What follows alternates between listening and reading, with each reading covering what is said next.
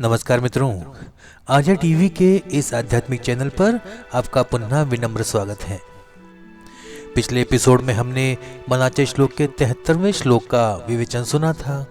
आज हम 74वें श्लोक का विवेचन सुनेंगे। तो आइए शुरू करते हैं आज का एपिसोड। आज का श्लोक इस प्रकार है। बहुता परिसंकटे साधनाची, व्रते दान उद्यापने ते धनाची, दिनाचा दयाळू मनी आठवावा, प्रभाते मनी राम चिंतित जावा। आइए मराठी भावार्थ सुनते हैं। भगवंताच्या प्राप्तीसाठी काही साधन करावयाचे म्हटले तर फार अडचणी असतात। व्रते दाने उद्यापने करायची म्हटली तर पैसा लागतो। म्हणून दिनांचा दयाळू असलेल्या रामाचे स्मरण मनात करावे। पहाटेच्या वेळी मनात रामाचे चिंतन करावे, त्याला काही लागत नाही। हिंदी भावार्थ सुनते हैं। भगवान की प्राप्ति के लिए कुछ साधन करना हो तो कई कठिनाइयाँ होती हैं। व्रत है, दान उद्यापन करना हो तो पैसे की आवश्यकता होती है। इसलिए दीनों पर दया करने वाले राम का स्मरण मन में करना चाहिए। सुबह के समय मन में राम का चिंतन करना चाहिए। इसमें किसी चीज की आवश्यकता नहीं होती। आइए विवेचन सुनते हैं। समर्थ रामदास स्वामी ने धार्मिक और आध्यात्मिक मार्गों में विद्यमान कठिनाइयों, जटिलताओं और जोखिमों पर प्रकाश डाला है। यह विचारधारा भारतीय साधना पद्धतियों की गहन समझ और उनका वास्तविक मूल्यांकन प्रस्तुत करती है। समर्थ स्वामी का यह दृष्टिकोण अत्यंत व्यवहारिक और सरल है, जिसमें वे साधकों को परंपरागत धार्मिक विधियों के स्थान पर नामस्मरण जैसे सरल और प्रभावी उपायों को अपनाने का सुझाव देते हैं। विभिन्न साधन हैं और उनके प्रकार हैं। समर्थ स्वामी ने इस श्लोक में परमार्थ के मार्ग में विभिन्न साधन और उनकी कठिनाइयों का वर्णन किया है। तपश्चर्या और अनुष्ठान। तपस्या, ध्यान, व्रत और अनुष्ठान जैसे साधन भारतीय परंपरा में आत्मशुद्धि और मोक्ष के प्रमुख मार्ग माने जाते हैं। लेकिन इन साधनों में कठोर नियम है, शारीरिक और मानसिक तनाव है और गलतियों की संभावना अधिक होती है। तीर्थ यात्रा है। तीर्थ यात्रा भक्ति का प्रतीक मानी जाती है, लेकिन इसमें आर्थिक, शारीरिक और मानसिक बोझ का सामना करना पड़ता है। यह मार्ग भी सभी के लिए व्यवहारिक नहीं है। फिर आती तांत्रिक साधना। वामाचार, शाक्तोपासना और कौल मार्ग जैसे साधनों का उल्लेख करते हुए स्वामी जी के बताते हैं कि उनके खतरे भी हैं।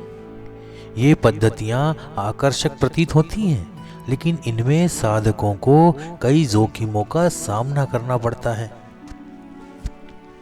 अब क्या जोखिम होते हैं? तो विधि विधान की त्रुटियां साधक के लिए विनाशकारी हो सकती हैं। इन मार्गों पर चलने से मानसिक अस्थिरता, भय और शारीरिक कष्ट का सामना करना पड़ता है। भौतिक सुखों के आकर्षण में पड़कर साधक परमार्थ के वास्तविक उद्देश्य से भटक जाता है।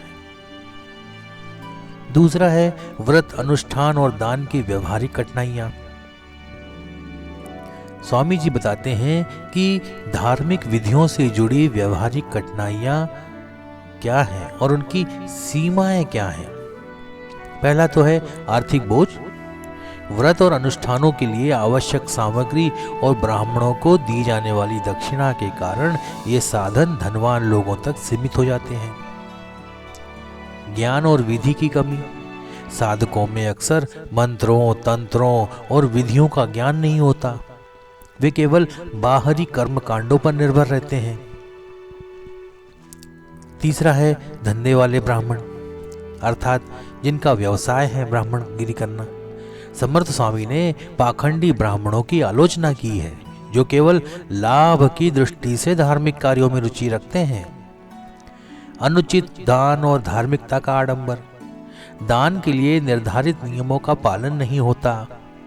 लोग कम से कम दान देकर धार्मिक प्रतिष्ठा पाने का प्रयास करते हैं। तीसरा आता है नामस्मरण का महत्व।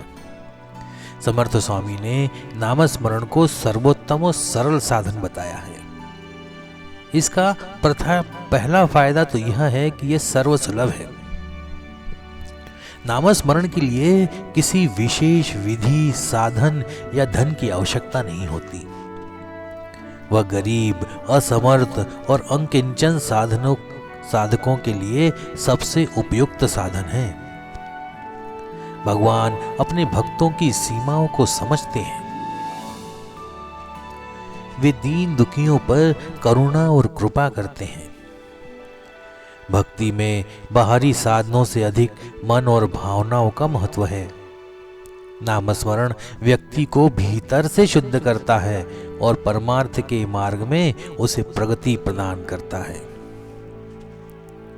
चौथा आता है कठिनाइयों और जोखिमों का निष्कर्ष।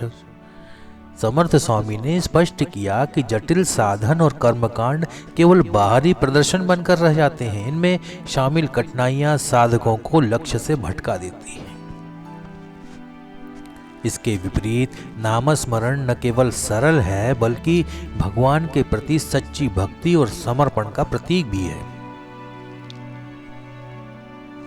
आज के समय में उसकी क्या प्रासंगिकता है? व्यवहारिकता और सरलता। पहली बात तो यह है, समर्थ स्वामी की शिक्षाएं व्यवहारिक हैं। वे अनावश्यक कर्मकांडों से बचने और आध्यात्मिकता के सरल मार्ग अपनाने पर जोर देते हैं। दूसरा, सामाजिक और आर्थिक समानता। नामस्मरण का सुझाव देकर स्वामी ने धार्मिकता को सभी वर्गों के लिए सुलभ बना दिया। गरीब और असमर्थ लोग भी इस साधन के माध्यम से ईश्वर तक पहुंच सकते हैं। आज के आधुनिक परिप्रेक्ष्य में क्या प्रासंगिकता है? आज की व्यस्त और जटिल जीवन शैली में समर्थ स्वामी का यह विचार अत्यंत प्रासंगिक है। लोग बाहरी साधनों पर निर्भर रहने की बजाय आंतरिक शांति और भक्ति पर ध्यान केंद्रित कर सकते हैं। समर्थ स्वामी का यह श्लोक भारतीय भक्ति परंपरा की सरलता और गहराई का प्रतीक है। यह साधकों को बाहरी आडंबर और कठिनाइयों से बचाकर सच्चे आत्मिक सुख और शांति की ओर मार्गदर्शन करता है। नामस्मरण को अपनाकर साधक अपने जीवन को सहज और सार्थक बना सकता है। तो मित्रों, आज का विवेचन यहीं समाप्त होता है। मिलते हैं अगले एपिसोड में किसी नए श्लोक के साथ और उसके विवेचन के साथ। तब तक के लिए जय जय रघुवीर समर्थ। नमस्कार।